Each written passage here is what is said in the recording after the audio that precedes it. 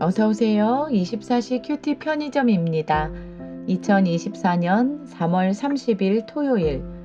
오늘의 말씀 마가복음 15장 33절에서 47절 말씀. 그는 진실로 하나님의 아들이었다. 정오가 되자 온 땅에 어둠이 덮이더니 오후 3시까지 계속되었습니다.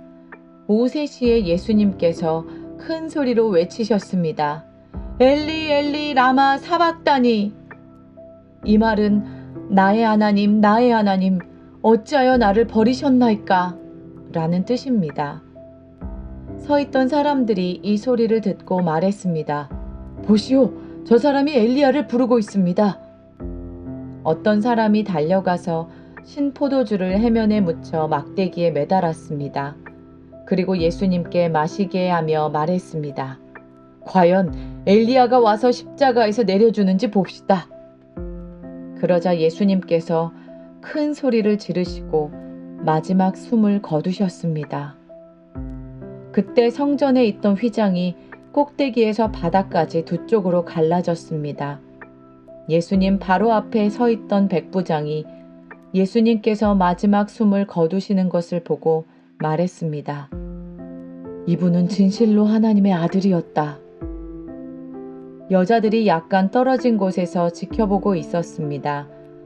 이들은 막달라 마리아, 살로메, 그리고 작은 야고보와 요새의 어머니 마리아였습니다.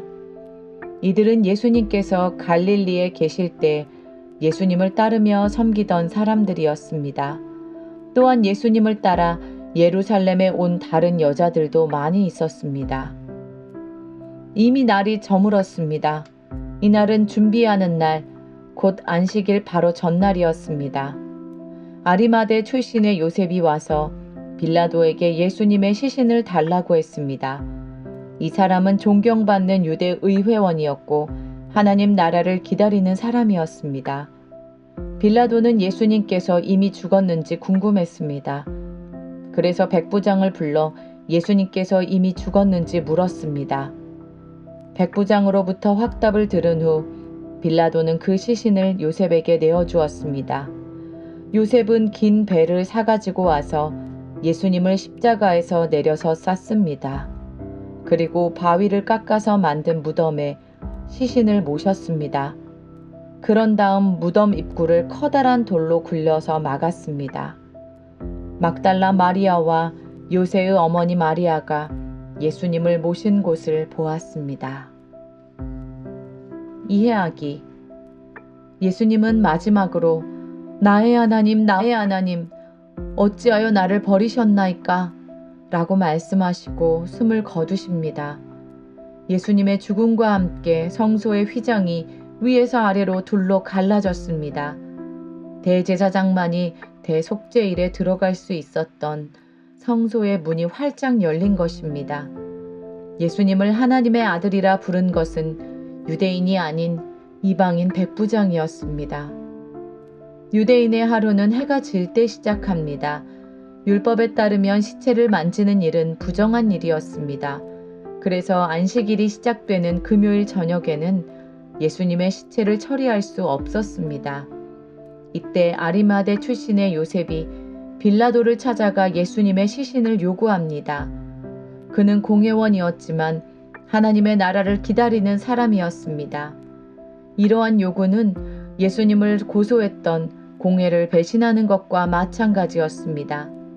그는 예수님의 시체를 가져와서 세마포에 싸고 바위를 깎아 만든 무덤에 넣은 후에 돌로 입구를 막았습니다. 오늘의 나눔. 예수님은 우리를 구원하기 위해 죽으신 분입니다. 자기 죽음으로 하나님 나라로 향하는 문을 우리에게 열어주셨습니다. 더 이상 대속죄일에 대제사장만이 하나님을 만나지 않게 되었습니다. 예수님을 믿는 누구에게나 하나님에게로 가는 구원의 문이 열렸기 때문입니다. 예수님의 죽으심으로 죄로 인해 막혀있던 우리와 하나님의 사이가 화목하게 되었습니다. 예수님의 죽으심으로 예수님을 구주로 시인하는 누구나 하나님의 자녀가 될 수 있는 기회를 얻었습니다. 예수님, 우리를 구원해 주셔서 감사합니다.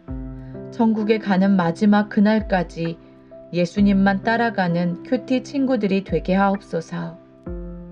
예수님의 이름으로 기도합니다. 아멘. 큐티 친구들, 오늘도 예수님이 우리와 함께 하십니다. 사랑하고 축복합니다.